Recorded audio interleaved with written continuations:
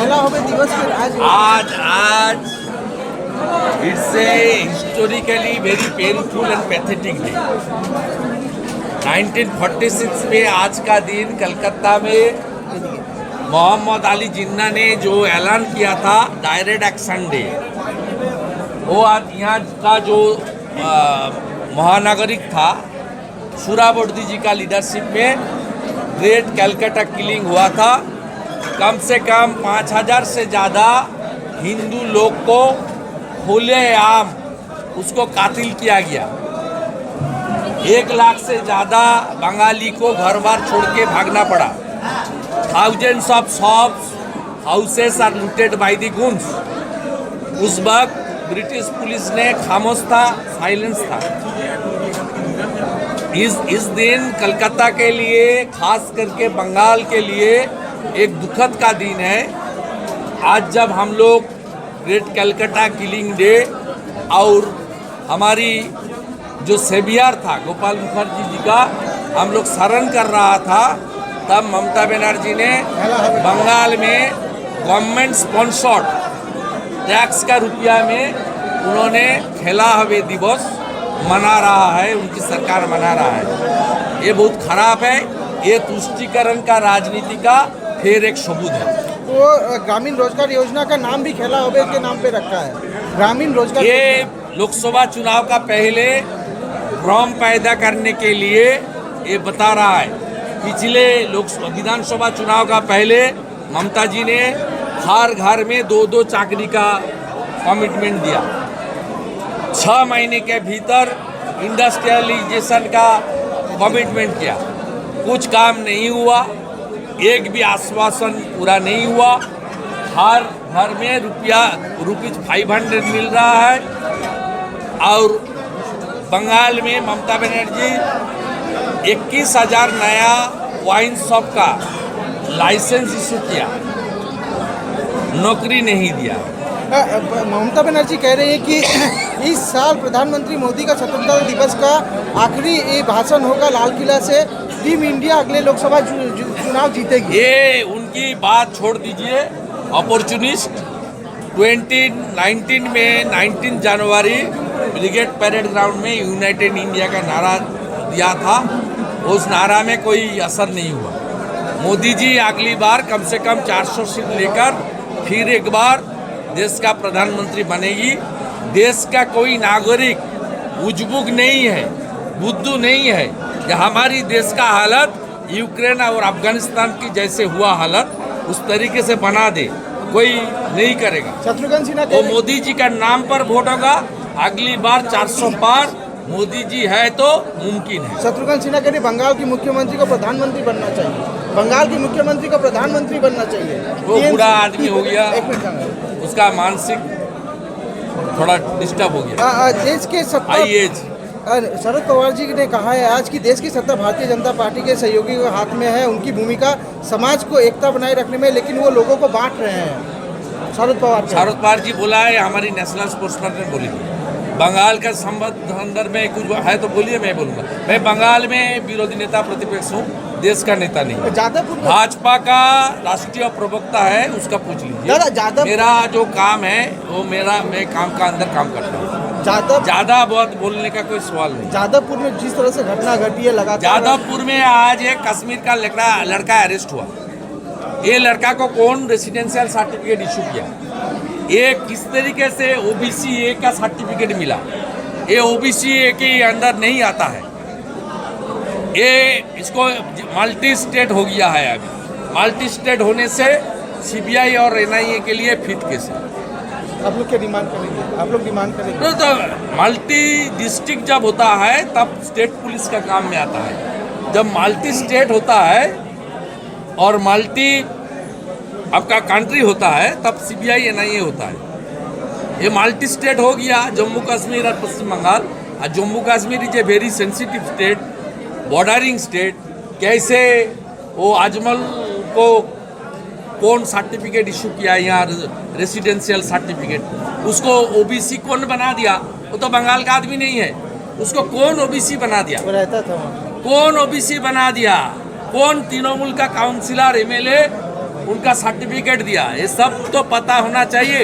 इसलिए it's a fit case for national investigating agency और central bureau of investigation. दादा, जिस तरह से बीजेपी के नेताओं को रोका जा रहा है, पुलिस बैरिकेड, आज हुगली में जिस तरह से हुआ, लॉकेट चटर्जी को सांसद को रोका, नहीं, वो हालत बहुत नाजुक है। लॉकेट जी एरिया में घुसने का कोशिश नहीं किया, उन्होंने पीएस में, मोगरा पीएस में बैठ के एरिया का जो काम कर रहा है, लेकिन पुलिस का द्वारा ये लॉ एंड ऑर्डर का काम नहीं है। पुलिस में आपका नंबर्स भी ज़्यादा नहीं है, मॉडर्न इक्विपमेंट्स भी नहीं है। बंगाल का पुलिस को ममता जी ने ख़त्म कर दिया, उसको ट्रेनिंग भी नहीं है, फिजिकल ट्रेनिंग भी नहीं होता। Civic volunteers depend Bengal police हो गया, जिसको कोई फिजिकल ट्रेनिंग नहीं हुआ, फायरिंग ट्रेनिंग नहीं हुआ। इसलिए ये बंगाल में जब इस तरीके से आपका तनाव होता है, इसमें सेंट्रल पैरामिलिट्री फोर्स के अलावा पीस रिस्टोर करने का काम करना बहुत मुश्किल है। आप लोग क्या हाईकमांड को already Locket Chatterjee as a local MP, she wrote a letter to the honourable home minister of India, please look into the matter. Direct central force भेजने का तो स्कोप नहीं है, तो सेंट्रल गवर्नमेंट MHA स्टेट को बोल सकती है, तुमको ज़रूरत है तो बोलो, मैं हम लोग भेजूँगा। ये तो प्रोसीजर करता है। मैं गवर्नर साहब को मेल कर दिया, जो गवर्नर साहब आप तुरंत गवर्नमेंट को एडवाइस कीजिए करने। नहीं होगा तो जो करना चाहिए, जिस तरीके से मैं मोमिनपुर इकबालपुर को ठीक किया, जिस तरीके से डालकोला को ठीक किया, रसला को ठीक किया, शिवपुर को ठीक किया, इस तरीके से बांसबेड़िया को मैं ठीक कर दूंगा, कोई दिक्कत नहीं।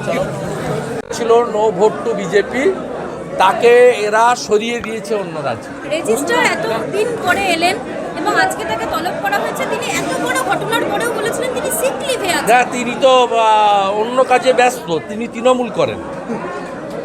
রেজিস্টার্ড ভিসি, প্রো ভিসি, পুরো ইউনিভার্সিটিগুলোকে মমতা ব্যানার্জি একদম নোংরা করে দিয়েছে।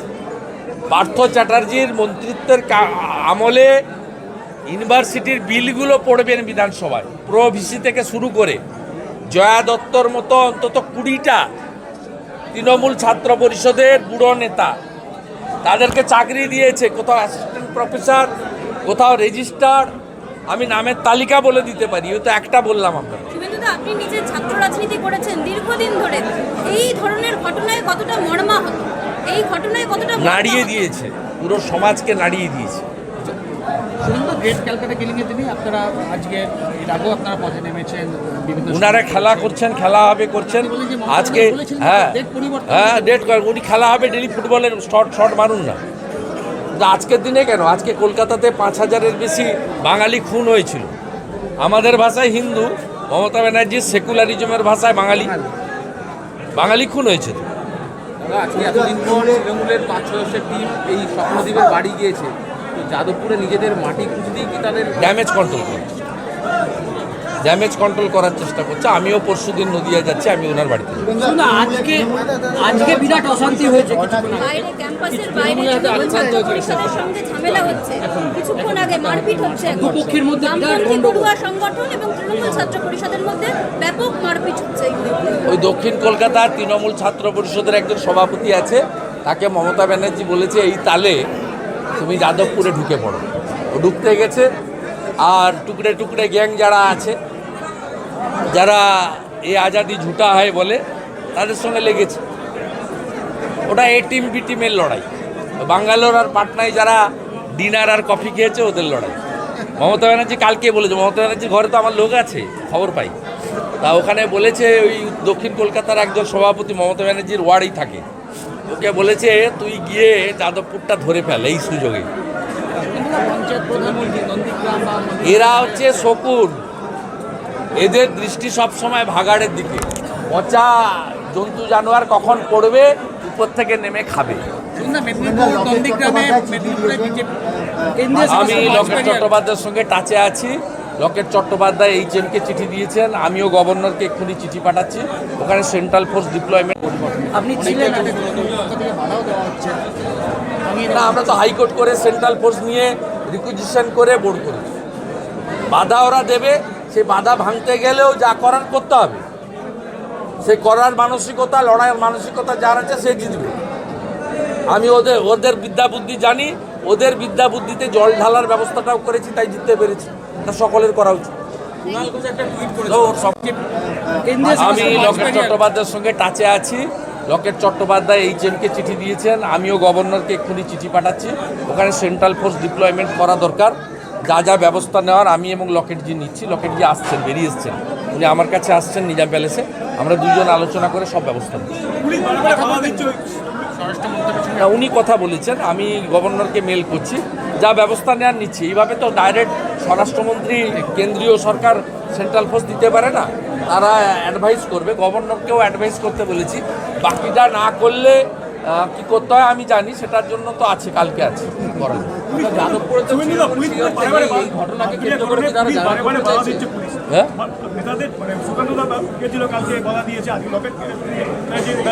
পুলিশ মাস বেরিয়ে বাধা দেওয়ার চেষ্টা করছে। না না, এই সময় তো নেতাদের ওখানে যাওয়ার লকেট তো যেতে চাইনি, ও তো পার্টি অফিসে বসে করেছে, ও তো থানায় গেছিল, থানা অবধি ঠিক আছে, যাওয়া আসাটা ব্যাপার না। ওখানে তো পিস রেস্টোর করতে হবে, লোক তো ঘর ছেড়ে দুপুরের পর থেকে আতঙ্কের পরিবেশ, এবং রাজ্য পুলিশ ব্যর্থ, রাজ্য পুলিশ টেবিলের তলায় মাথা লুকায়।